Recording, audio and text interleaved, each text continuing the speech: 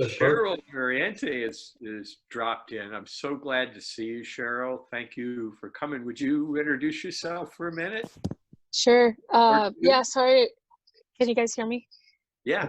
Yeah, I am like in the middle of actually picking up dinner for the family. So, and I was working really late, so I'm in transit, but I have a few minutes.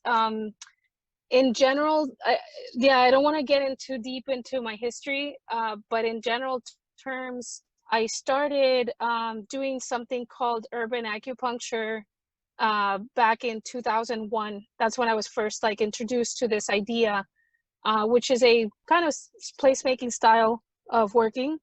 I was trained by architect Marco Casagrande from Finland, and I still work very closely with him on these theories and have expanded on them over the years. And so, you know, come originally from Puerto Rico, moved to the US, and I taught creative placemaking for a while at FAU. And afterwards, I actually then went in and started practicing what I was teaching by working with street plants.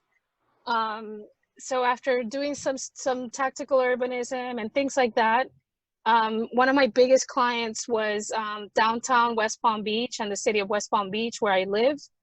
And I just have been working with them for the past 3 years now. And just basically, I am their manager of urban placemaking officially. So once COVID hit, obviously all my projects are about activating public spaces and vacant lots and anything that's empty. I was supposed to do something to bring the community together in the place. So right now we're scrambling and been turning all my programs virtual to continue the, you know, the big fight that I'm having right now is that I hate the word social distancing. I think it's the incorrect language. We're physically distant from each other, but we can be socially connected during this time. And I think it should be a time to strengthen bond communities. And my relationship, obviously to Scott, is we did work on a project together at Sistrunk. And that's a good example of urban acupuncture, where we usually take a very small project and it has to come from the people that live there. So we basically are facilitators to identify in their storytelling what is important to them. And we take that piece and make them the actors of it and give it back to them, teach them how to use it, and then they own it. So we worked on Sistrunk, share Sistrunk as the method, and then created the megaphone, which was a shipping container that turns into a stage and now is a community hub. So once we were out, we basically gifted to the housing authority and to the people of the community to keep it and use it and make it theirs. A lot of projects, some fail, some make it. But to me, that's the piece I like working with placemaking, is the connection to the humans, making sure I can listen to them and then translate those words to government.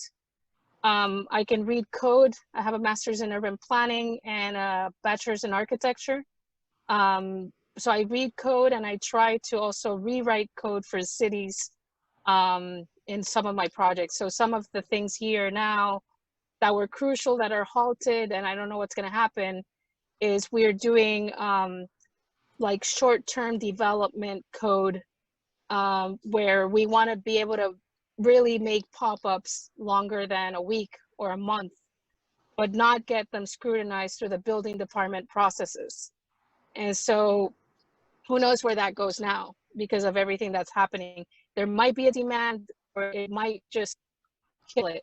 So yeah, that's the real big overview in a nutshell, and try to be as fast as I can.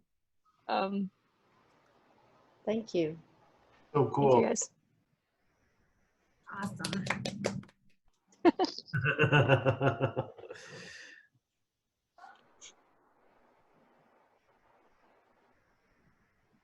Who's next? Oh,